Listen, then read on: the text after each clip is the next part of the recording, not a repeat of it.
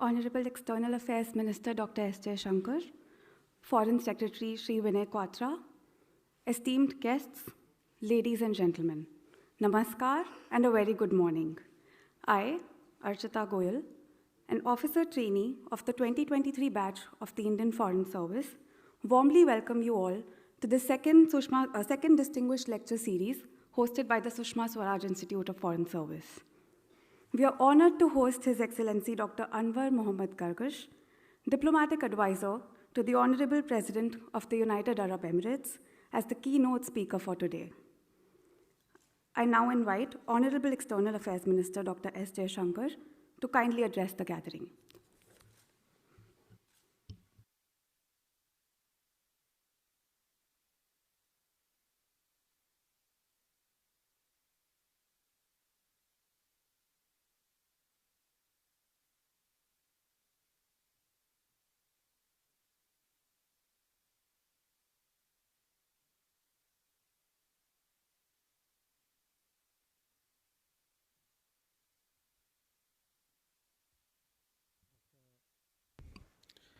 Dr.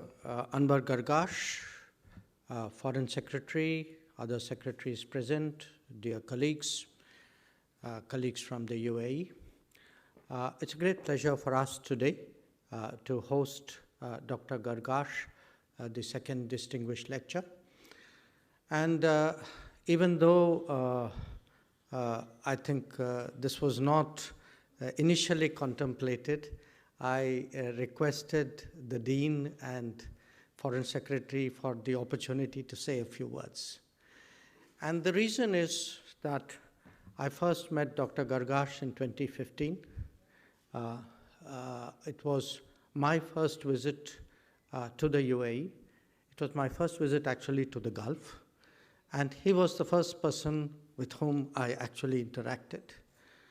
And for those of you who have seen this enormous change today in India-UAE relations, I think you would appreciate that a lot of it actually, the story in a way, begins in 2015.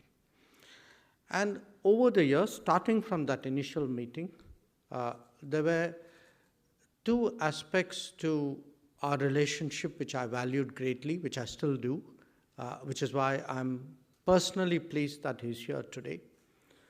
One, that if any of you wanted an explanation of the enormous complexity of that region, and you wanted a single-stop shop, that is the gentleman before you. That the nuances he captures, the factors which are at work, their interplay, and the manner in which he's able to express it is something I have personally profited from for the last decade. But the other aspect is this, that as people from a particular profession, many of us read very good analysis, and then somewhere tell ourselves, yes, it was great, but it won't work in real life. I think to have someone who's able to get the big picture as well as understand the ground reality, who's able to, in a sense, take it into a very granular sense. I mean, the last time we were talking, we were discussing, how frequently, how should political reporting work? And Dr. Gargash reminded me it's a common failing amongst all of us. We don't want to report in until we know that's the way events are going to go. So either you report in too early or too late. Now, getting the timing right is taking a bit of a risk. And the practicalities of how the system works, that how do you take a complex reality and actually carry your own government, convince other governments, shape policy, sometimes create a larger regional or global consensus. These are really the operational skills which all of us over a period of time develop, but I have seen him do it. As I said, we have done much of it together. I felt today that we have really a very unique opportunity to listen in a way to someone who is both a kind of an analyst, a big picture person, someone who's seen policy making from the inner councils of a polity, and yet someone who's totally connected to the workings of foreign service, of the diplomatic business. It's really for me an enormous personal pleasure to welcome him here, and I'm sure at the end of the morning, all of you would be in complete agreement with me. So once again, really thank you, and Dr. Gargash, a very, very warm welcome.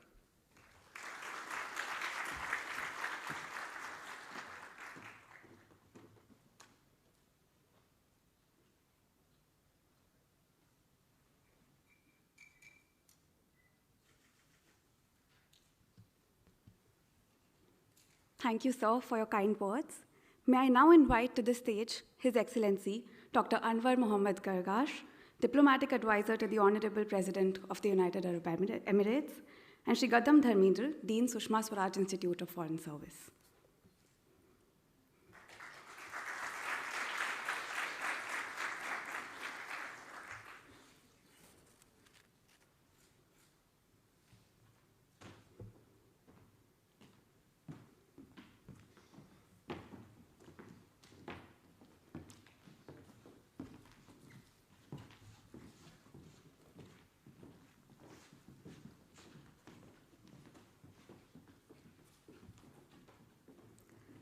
I now request my fellow IFS officer trainee, Ms. Nidhi, to present a bouquet to welcome our guest of honor, His Excellency Dr. Anwar Mohammed Gargash.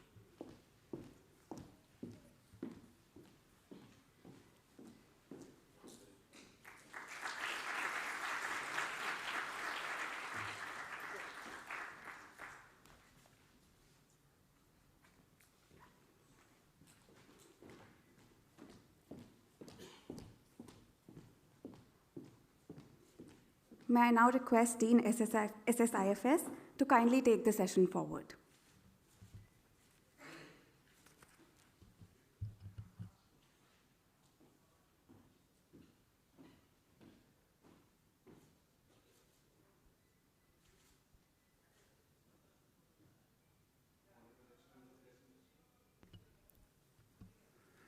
Dr. Jaishankar, Foreign Secretary Vinay Quatra, colleagues, ladies and gentlemen. It is an honor and a privilege to welcome His Excellency Dr. Anwar Gargash, Diplomatic Advisor to the UAE President, His Highness Sheikh Mohammed bin Zayed Al Nahyan. We at the Sushma Swaraj Institute are deeply grateful that Dr. Gargash has kindly consented to deliver the second Sushma Swaraj Distinguished Lecture Series. This lecture series was designed as a platform for eminent personalities who have made pivotal contributions in their field of work and, more importantly, have differentiated themselves through their leadership and their innovative and inspirational ideas. Dr. Gargash easily ticks all of these boxes and more. As EAM has already explained, he has had a long and illustrious career. He has woven together a realpolitik approach to international relations with an unparalleled ability to parse through complex issues and distill these into pragmatic and actionable packages. He has been the architect of the UAE's foreign policy from the turn of the century, and as diplomatic advisor to the president is now into his third decade and more. This vantage position has given Dr. Gargash a ringside view of both regional and global developments. His tenure, more importantly, has also coincided with significant achievements by the UAE, from sending the first Emirati into space to the Dubai Expo, the Abraham Accords, and recently the COP28. At a time of deepening polarization between great powers, Dr. Gargash has astutely charted a way forward for middle powers. He has advocated for a measured and carefully calibrated approach, prioritizing the search for diplomatic solutions to complex global and regional challenges. He has called for building bridges among countries, howsoever serious their political differences may be, and for the de-escalation of conflicts and tensions in the West Asia region and beyond. He has been a consistent advocate for building platforms of dialogue and has been singularly unique in urging for the blending of national interest with values and for progressive and open and tolerant societies. In these endeavors, Dr. Gargash has forged a close relationship with India, specifically his well-known bonds with Minister Jaishankar. Together, both our two principals have been instrumental in setting the course for our bilateral relations, one that is based not merely on shared interests, but more importantly, one which is underlined by a high degree of comfort and trust. Both Dr. Gargash and Dr. Jaishankar pursue autonomy of action through a multi-layered approach. More importantly, a careful parsing of their comments and speeches tells us that both share the belief that the practice of foreign policy entails adherence to values. As Dr. Gargash said, relations between like-minded countries is a two-way street. Colleagues, ladies and gentlemen, before I invite Dr. Gargash to speak, a few house rules. Dr. Gargash's address will be live streamed, but the question and answer session is closed. We'll follow the Chatham House rules. As always, standard procedures, please turn your phones into silent mode. No recordings, no photographs, please. I will now also request that, given the paucity of time, if you have questions, there are ushers, you can take a slip, write them down, and I'll moderate the Q&A session. Dr. Gargash, may I please request you to deliver your...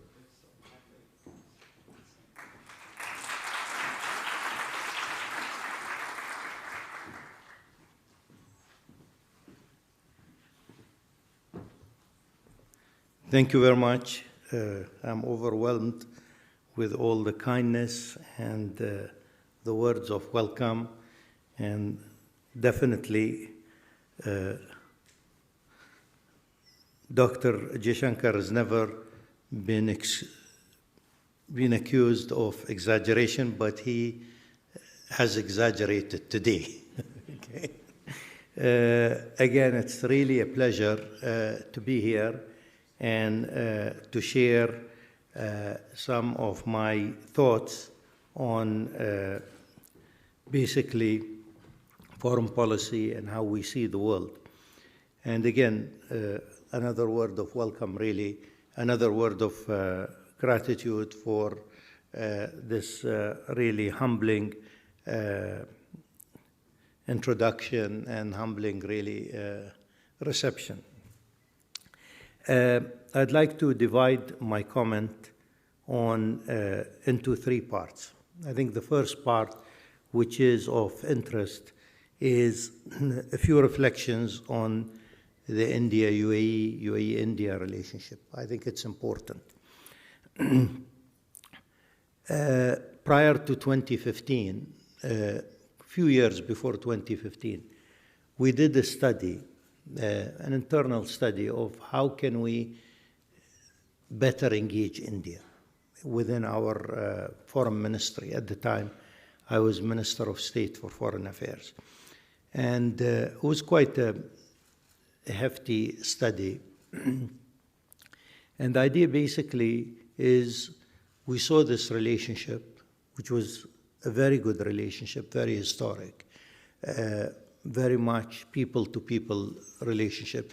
But somehow we saw that the official relationship is behind the curve when you compare the private sector side, when you compare how many people from India knew the UAE well and lived in the UAE, and how many of our own people came to India and visited. I mean, my father actually went to school in pre-partition India.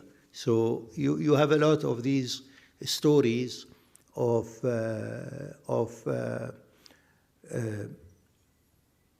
historic relationship with cultural undertones, various things, but at the same time, it was like a beautiful old garden that was not tended. So how do we tend this garden?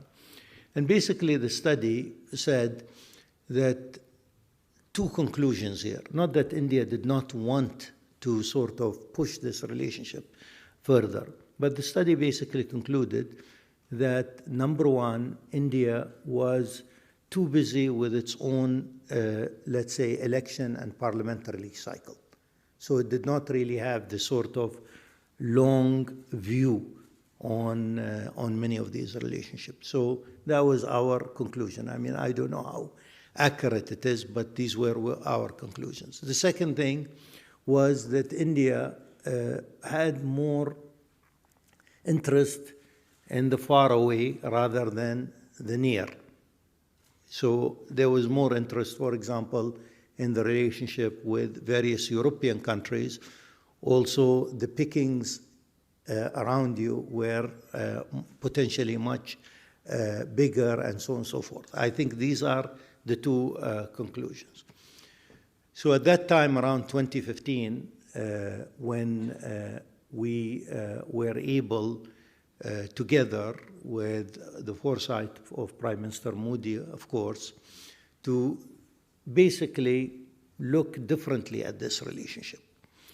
I think I remember meeting Dr. Jaishankar, and I remember also our first very, very intimate dinner with Prime Minister Modi.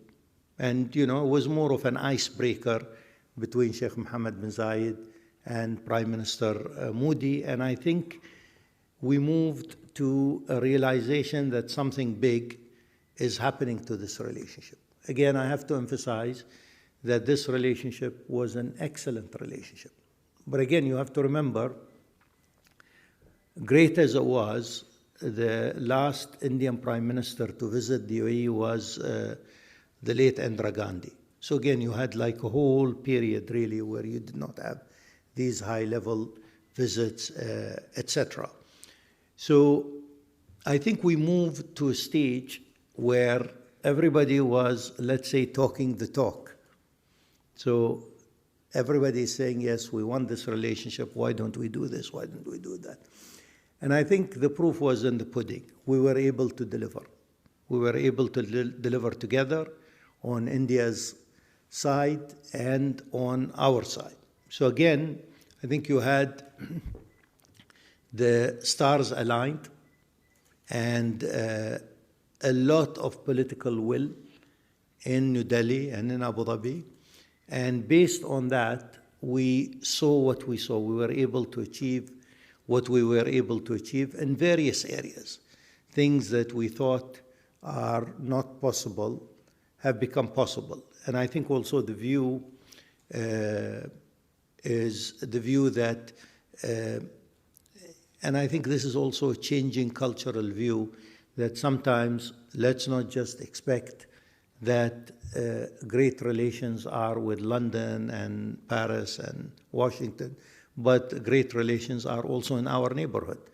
And not only great in terms of niceties, but in terms of actual practicalities, in terms of what you can achieve, in terms of what you can bring back to your economy, to your people, to your place in the world. So this, in my opinion, was extremely important. And the relationship, in my opinion, also took a very strategic direction. I would say prior to 2015, as I said, magnificent garden when you describe that relationship, but very much left alone, very much in need of, tending to, etc., etc. And I saw an interview a while ago, I think it was in the Times of India, or in the Hindustan Times, I think one of the two papers, with Dr. Jaishankar, and he was asked actually, why the emphasis, or how do you see the relationship with the UAE? And he said, it brings results. And, sometimes when you put your effort into something and you see the product of your work, you're more encouraged to do something more. But if you put your effort and you see only promises, but you don't see actual efforts materializing, of course you keep the relationship, but it's a different angle, it's a different perception of how you see this relationship. So the more you get, the more you give. I think it's a human nature, and from that perspective, we saw that. We saw signing of a strategic agreement. We saw a lot of solutions to various areas, increase in UAE, investments in India, in various sectors. And not only that, I think it sent also the messages, the right messages to communities on both sides, to a very large NRI community that lives in the UAE, when they feel that that relationship is actually on an ascending trajectory. There is encouragement. There is encouragement to do more, to try and sort of use the winds and the sail that they see from a strategic relationship and build more on it. We signed what is essentially an FTA. It has a different name, of course, but a free trade agreement, comprehensive agreement with India in record time. But again, we would not have been able to do that except that we have kept our promises to each other and our goals to each other during this period. So we were able to, let's say, reach new heights. And I think from that perspective, we have today trade between our two countries is $85 billion. And that's quite substantive. When some other countries hear the figure, they are like sort of, taken aback by the size of trade that we have. And as I said, it's not only the size of trade, it's also new sectors that we are working in. We are, for the first time, for example, you have Indian interests in our oil sector, which was never the case before. Our oil sector was always more Western participation. So all this was sending the right messages. Is if we have the know-how together, if we can do things together, things are going to move forward. And there's still a lot to do. There's still a lot to do. I think they've been, I remember when Prime Minister Modi came, one of the early requests that he made was to basically get a land for the Indian community to build this magnificent Hindu temple. We saw that also a sort of early test of the relationship. It took us 5 minutes. It took Sheikh Mohammed 5 minutes to say, of course, let's find the right place. I mean, that wasn't really an issue.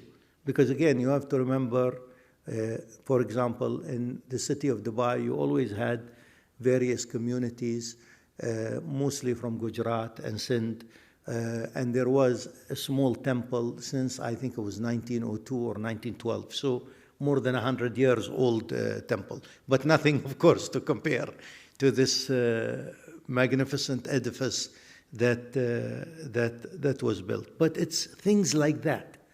I mean, it is really about, first of all, building on an already excellent, but as I said, untended relationship. And then basically building what I would call a reservoir of goodwill. And then once you do that, then you go to the next step where you actually start the real work of pushing the agreements further, making sure the investments are there, making it easier for people to move and come and go, and so on and so forth. So the UAE is India's also third largest trading partner, I am told. And the second, India is the UAE's second largest trading partner. We always have, it's either China or India that are our number one trading partners. And as you know, more than 3 million Indian nationals live in the UAE. And actually, they are hugely contributing to the UAE. Some people, it's interesting, I mean, this is anecdotal, but let me just say it. A large segment of the Indian nationals who live in the UAE are from Kerala. But I remember differently. When I was very young, in the 60s, I remember that we had very few people coming from Kerala, very few. It was unusual. It was mostly, as I said, people from Gujarat, from Sindh. It made more geographical sense. You know, we had a lot of trade with Kerala, mostly in shipbuilding, mostly in a lot of the timber that was imported. You know, I mean, trade with Kerala was normal, but it was more Gujarat and Sindh that were closer. But that's anecdotal from memory. So I'm sure you will ask more about this relationship, but I think also in our worldview, and I'll end here on the bilateral, I think we both know, I mean, India is on the cusp of becoming a real global player and a superpower. If things work out well, I think India is on the cusp of that. And I think this is a good thing. But we both see that the world around us is changing. You know, I mean, if you look at any diplomatic service, it was sort of by default that your best diplomats are going to go to European capitals. And the ones who went, for example, to many of the Far East or other areas were not your best diplomats. That mindset is changing slowly, but very true. I mean, again, we have to have a new indices of why are we sending people to different places. And I think this is part of a larger shift where we see a world that is more multilateral, still with, you know, huge American dominance, especially in perhaps technology and security field, but it's not the same as the world that was established after World War II. I think in areas like this, we are betting, for example, on India becoming one of the major players in an evolving international system. And we really do think that India needs to be represented in the Security Council, because the current Security Council is basically a construct of a different era and of different power weight and so on and so forth. So I think this is something that we also need to take into consideration in many ways. The second theme of my comments, and I'm sure there will be questions about the bilateral relations, but let me move to the second theme of my comment. And this is really relating to the core values of the UAE foreign policy. For a country our size, we've had a very difficult decade from 2011 to 2018, 2019. This was a decade of what is called the Arab Spring. This was a decade where we saw the Arab state system sort of collapse with no replacement for it. And the worst thing is, unless you're an anarchist, the worst thing is when something collapses, bad as it is or mediocre as it is, but you have no replacement for it. And as a result, you see various Arab countries are still paying the price of that. I mean, in Syria, in Libya, a dictator has fallen in Libya, but there is no replacement. In Syria, you can see the country is really divided into different influence zones, but there is no replacement. In Iraq, after the American invasion, a dictator was replaced with a sectarian system, and from examples that we see, whether in Lebanon or Iraq, you can see that sectarian systems, although you think that they divide equally, at the end of the day, they don't work. Because every sect will try and cover the failures of their own officials who belong to that sect, or their corruption, or this and that. So clearly, this was a very difficult period for us. And one of the issues also is we had religious extremism here. And for the UAE, the idea basically of the Middle East following the trajectory of the rest of the world, but with an extremist political ideology, it doesn't work. You have to be more open-minded to be global. You have to be more accepting of other people's successes and to try and learn from them, but you can't have like a narrow view on how society is run and how the economy is run. And as a result, for example, you see with religious extremism, in this case of political Islamists, they had like mountains of books on how society should be run, on the division between men and women, and so on and so forth. Social issues that were of concern. But they didn't have a single book on how to run an economy. And you can see here that this sort of thinking that was really much more organized when the Arab Spring came and able to take over, had clear views on basically managing the relationship between males and females, but very little to really say on managing a complex country and a complex economy, and so on and so forth.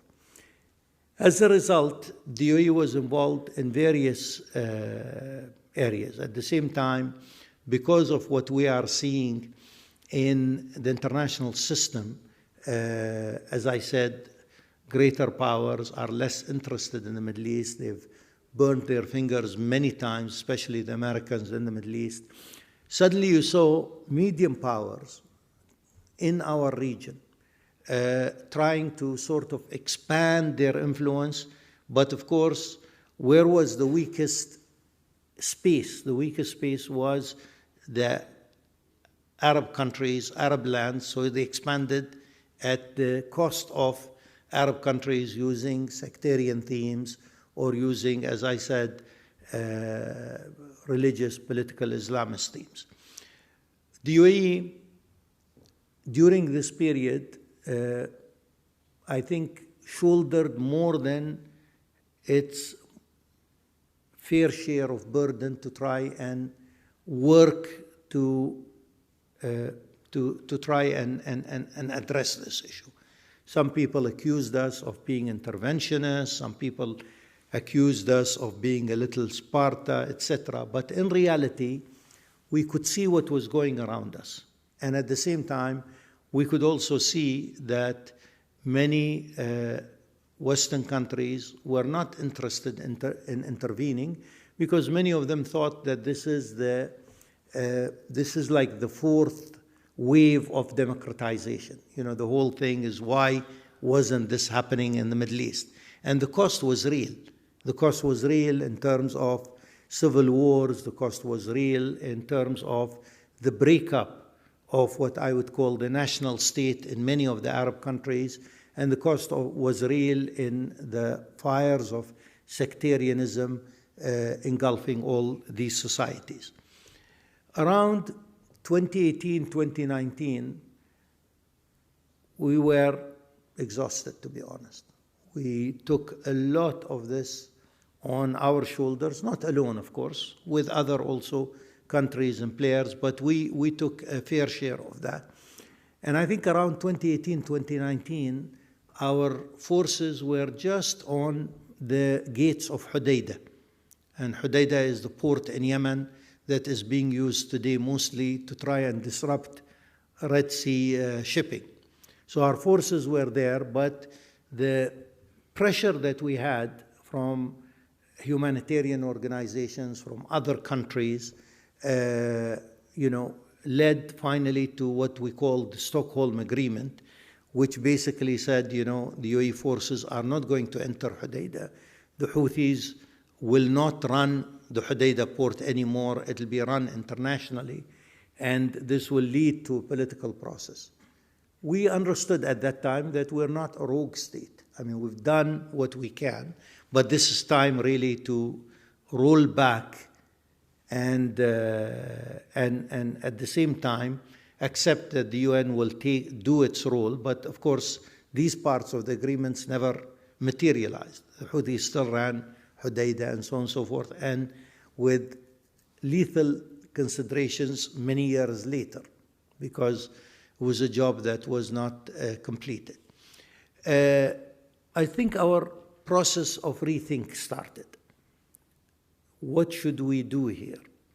And then, of course, 2019, 2020 is important in everybody's mind. It was like the big pause on everything because COVID was there. And as a result, I think the COVID also sort of strengthened that view internally. There are new priorities. It's like some guy who is really driven but has a health scare. And suddenly he's asking you, what should I eat and how many hours should I walk every day and what should I do and so on and so forth. So clearly the priorities were different now. The priorities suddenly became protecting your population. And the UAE, I think, unlike many countries, basically we provided health support to every single person living in the country, every single person. He might have been, a very humble,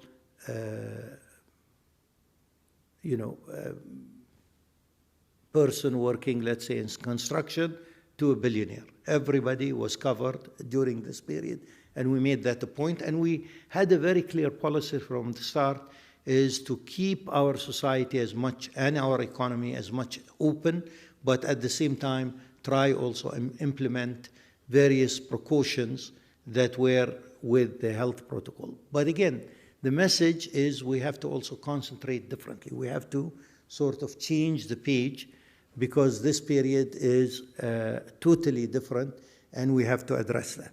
And as a result, I think our policy took a big change here. The emphasis was really on us, on the UAE. And as a result, the emphasis was more on what should we do to make the UAE economy more diverse, what should we do to address the various challenges that we are seeing today, how can we emphasize more economic policy in our relations with other countries. So I see this also as a shift, and this is what I want to get to here.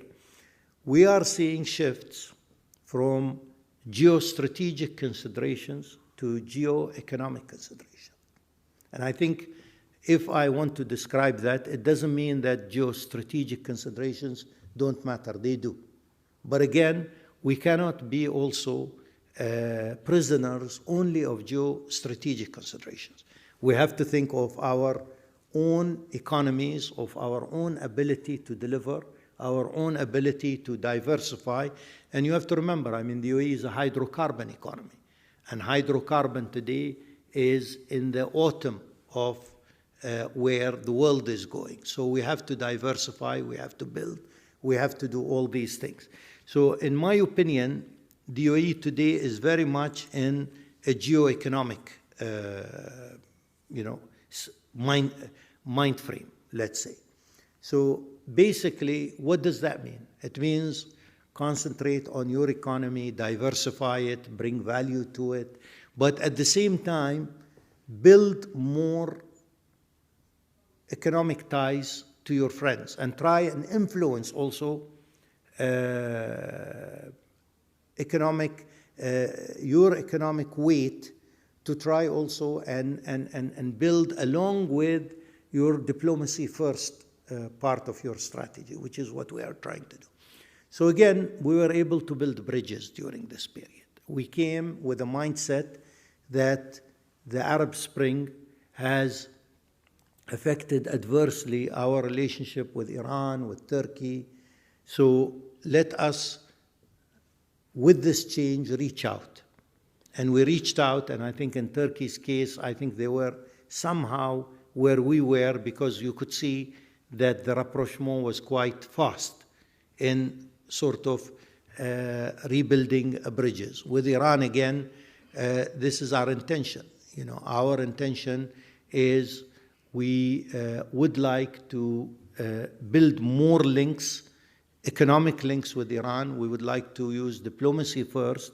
We would like to engage.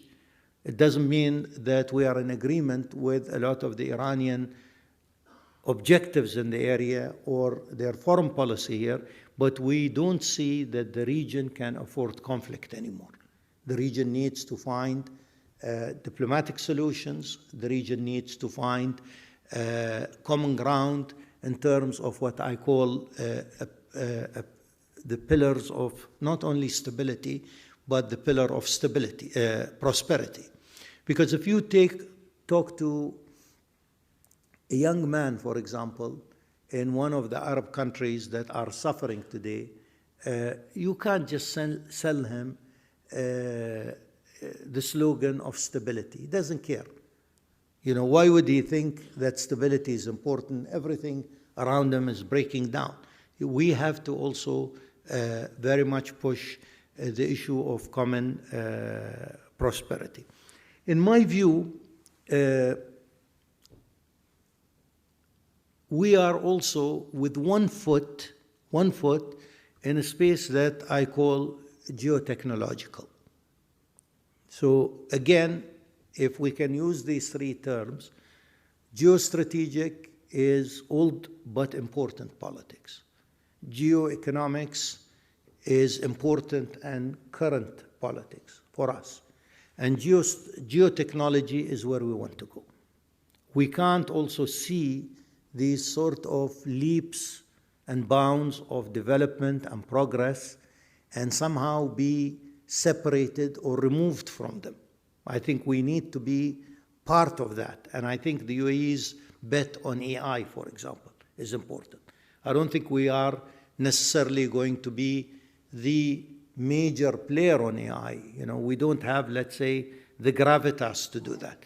But we want to also be in that train, on the AI train. We want to have a seat there.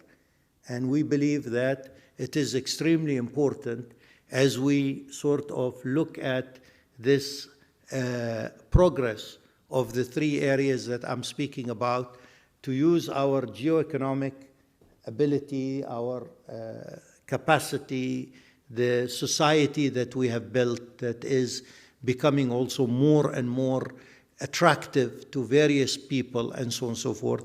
So to try and also use that as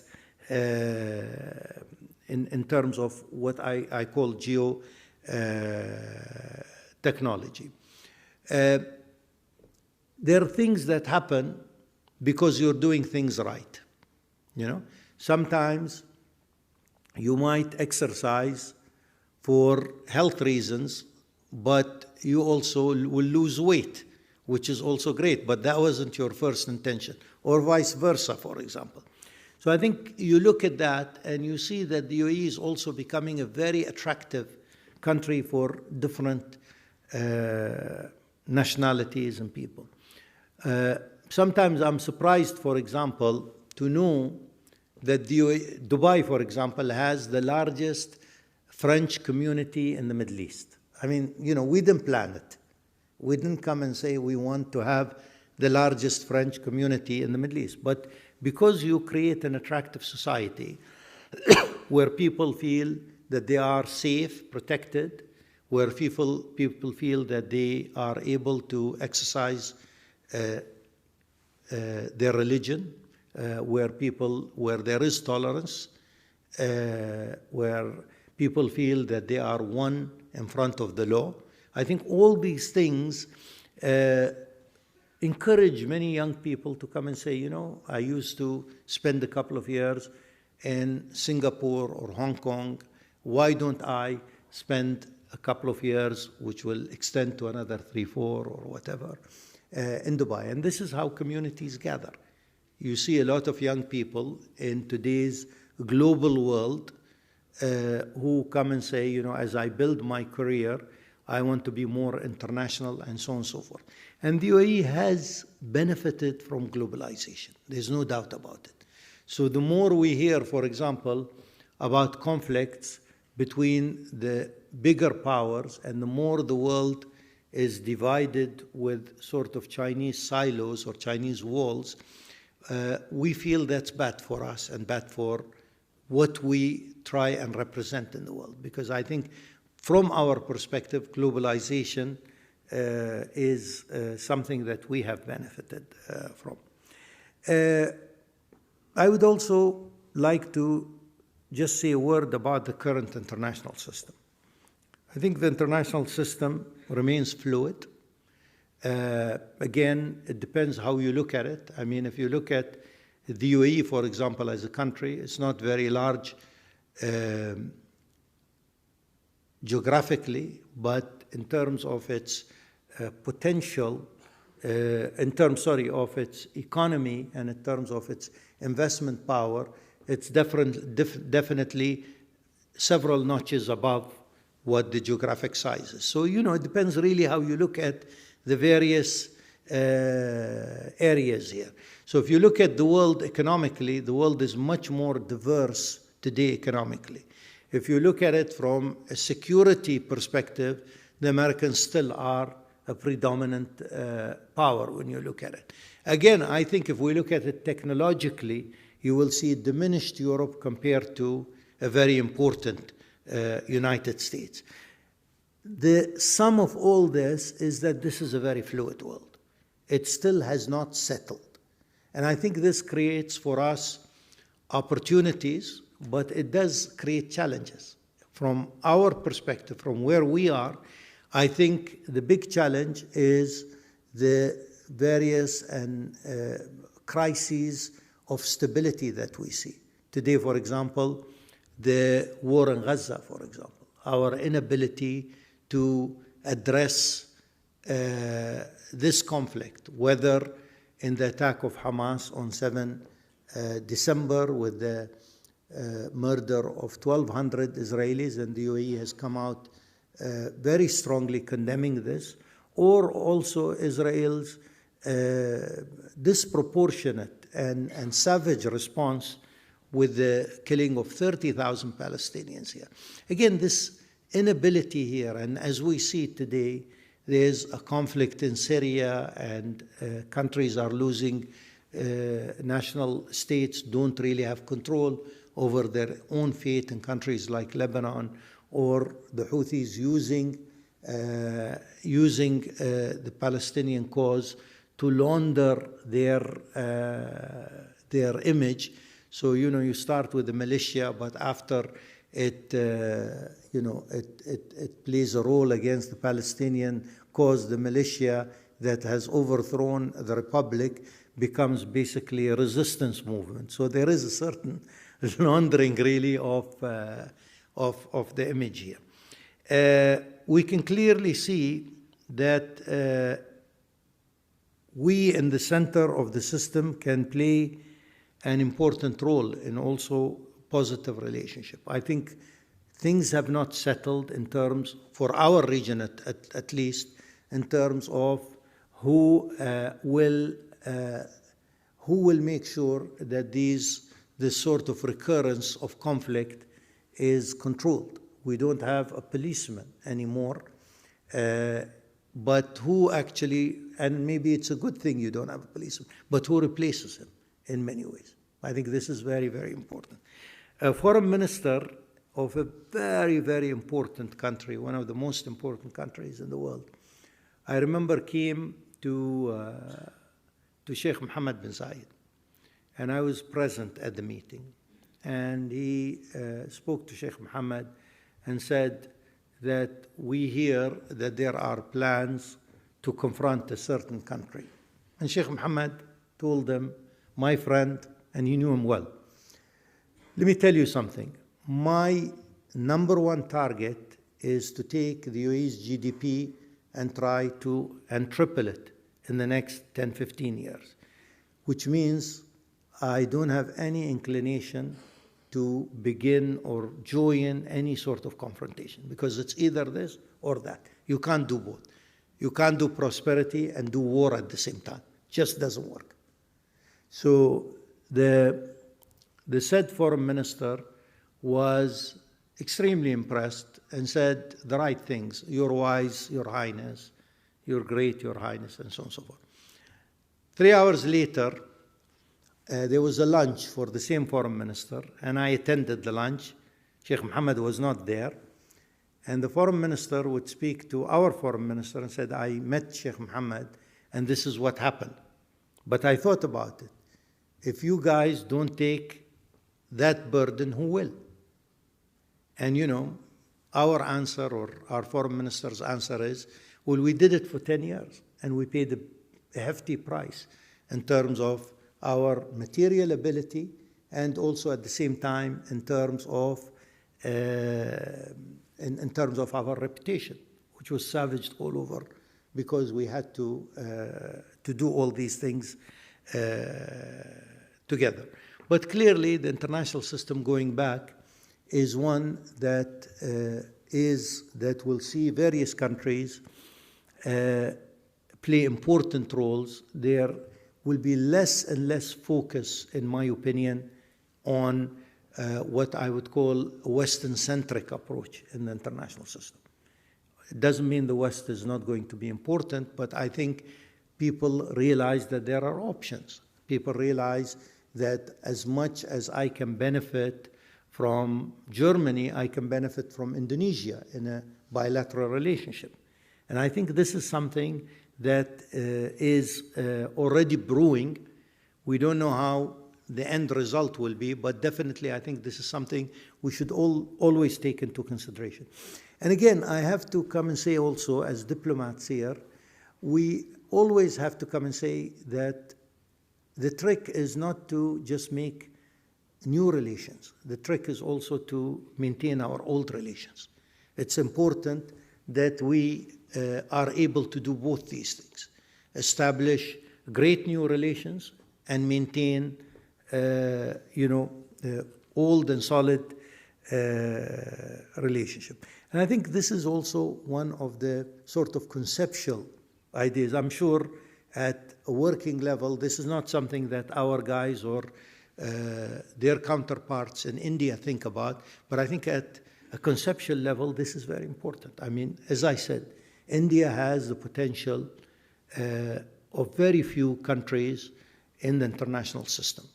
And for us, I think India reaching that potential is positive and important from that perspective.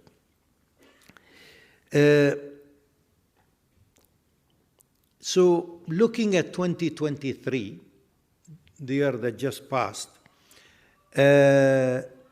I see, for example, I use the term, because I wear glasses, as a bifocal year.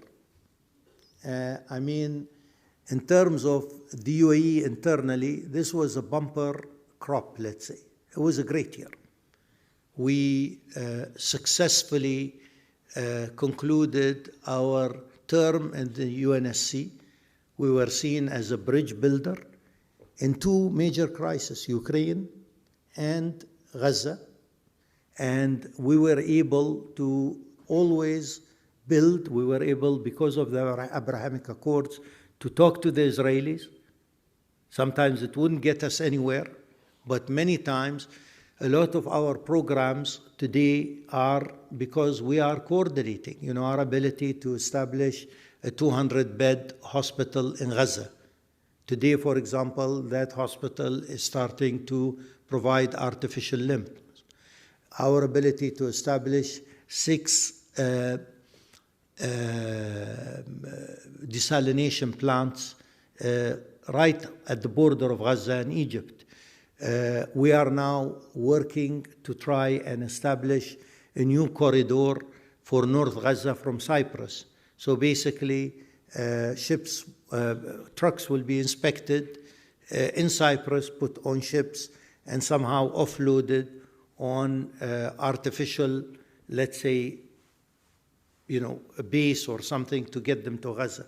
I mean, all these things are not possible without communication. We can have 1,000 demonstrations today, but at the end of the day, nothing replaces practical diplomacy. And I think we've learned also. In 2011, we basically voted to exit Syria from the Arab League. And I was there. And years later, thinking of that decision, that was the wrong decision.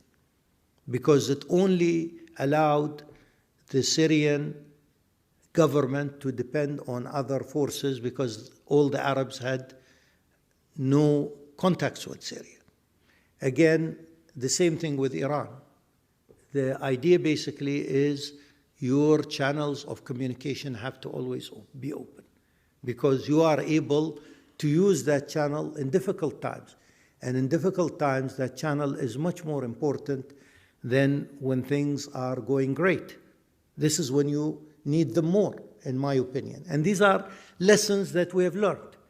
And if we knew what we know now, we wouldn't have done these things in the past. But unfortunately, that's the way things are. So again, going back, great year. Other than the UNSC, of course, we delivered a successful COP 28. The naysayers were many. The naysayers would say that, how can an oil country work on climate, And again, I think there is too much of a Western-centric view here. Everything has to be done in the sort of traditional capitals, whether it's international organizations, etc., etc. I remember many years ago, again from practical reasons, we had a request to support, I think it was Germany or Denmark, for IRENA. IRENA was one of the new organizations here that was on renewable energy. So again, I was looking at the request here, do we support Germany, Denmark? And I came to Sheikh Abdullah, the foreign minister. He said, give me a day, I'll come back to you. He came back to me next day, and he said, no, why should we support them? We'll compete. So we came out and competed, and of course we had things to go around. I mean, we had to address this. So one of the main things was, our main arguments, that there were no international organizations outside of the traditional Western Hemisphere, except I think one in Kenya, and there was one in Japan, if I remember correctly. So this was a strong argument. The argument that you can't build and institute new organizations, keep them all in the Western Hemisphere. The world has changed. Then there was the whole idea of, okay, what about Israel?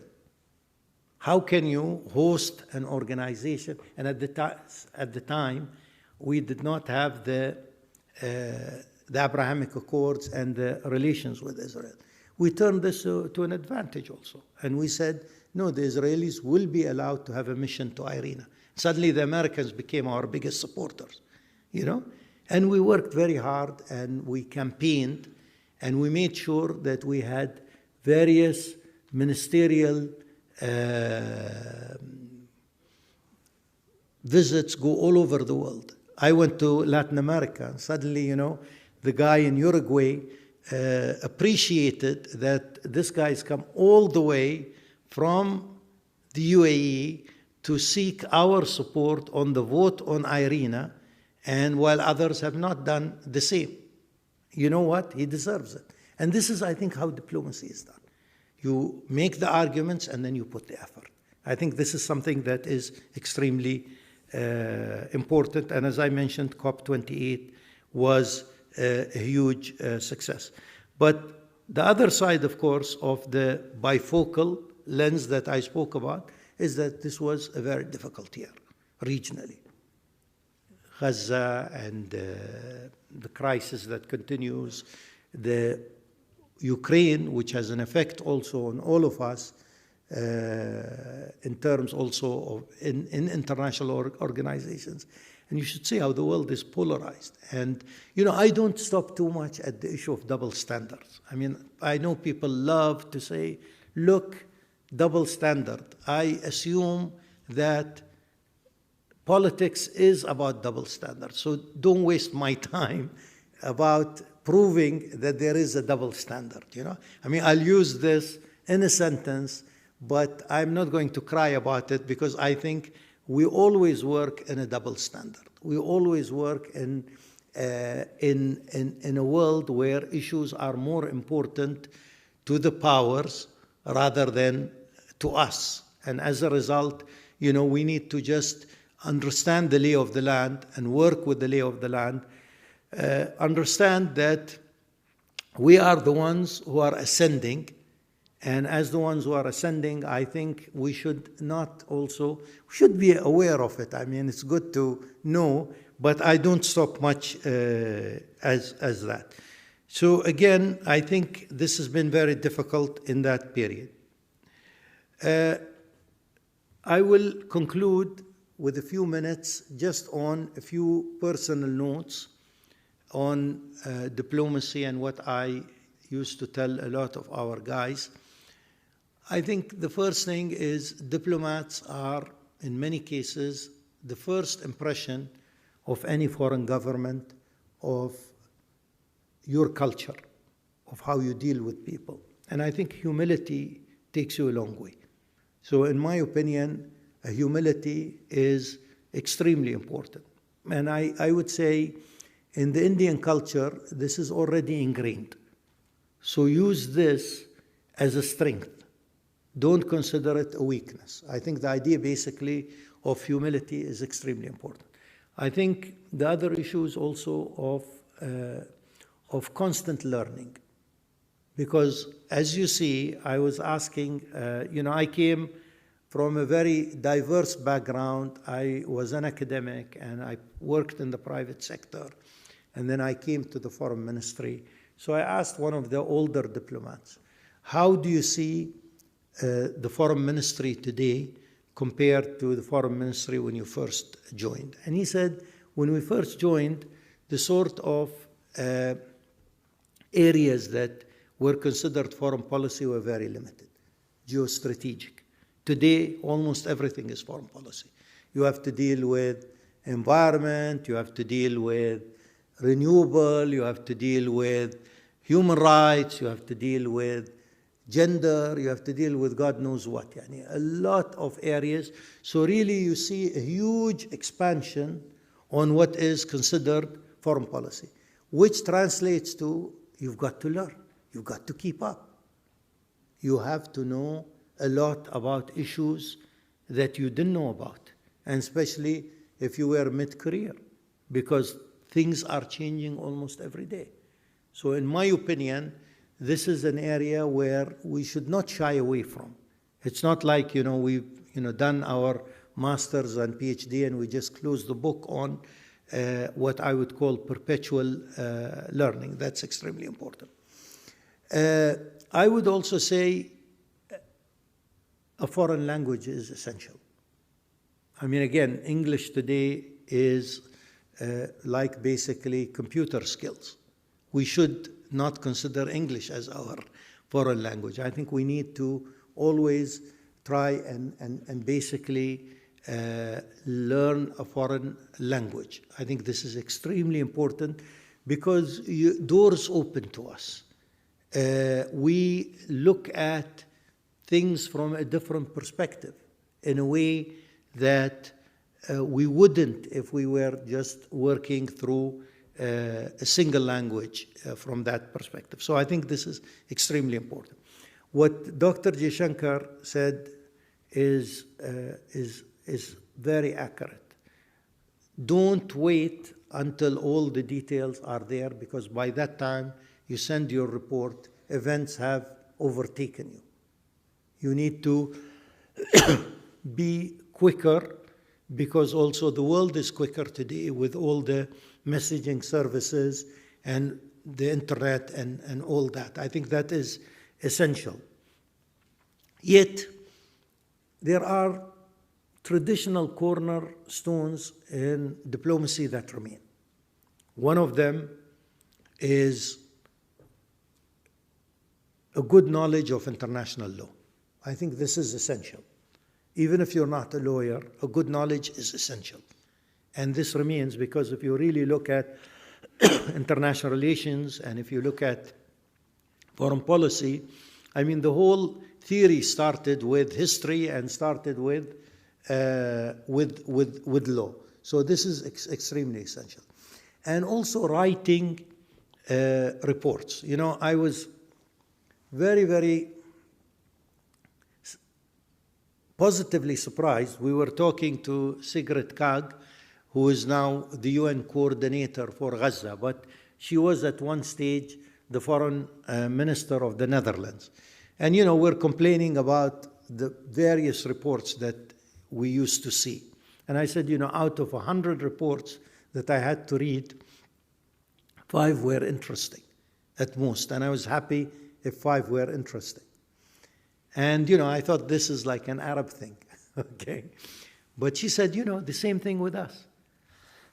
And I was, oh my God, it's great that, you know, it's not just us. And I think in a world where media is become accessible, somebody should not really depend completely on media. I mean, today media is accessible. So, you know, your sort of senior already is read most probably what you are reporting from the media. I think the personal touch of diplomacy is important. Making sure that you're at many of the various receptions at cocktails. Making sure that you have relations with your counterparts. I'm not talking ambassador to ambassador, with your counterparts in various embassies. These people will talk. And if you're chatty, they will be chatty also. And this is where you get information that is different than what you will read in the media. Analysis is always important, of course, but information is also extremely important. And that's what makes an extremely interesting report in many ways. It's something that I didn't know. I need to see something I didn't know. Something not wacky, but something that I didn't know. And I think from that perspective, this is something that is extremely, extremely important. I believe very much also in policy planning units. I like the idea of a unit that is independent from day-to-day work, but that unit can actually be able to think. But it's extremely that unit also is not completely isolated. Otherwise, its work is going to be very theoretical. It has to be very practical in what your foreign policy does. But again, you represent a great country. You represent a country of diversity, a country of tradition, and it's extremely important that these show when you go to that first meeting or second or 100th meeting. It's extremely important that these things show. Thank you very much. Thank you.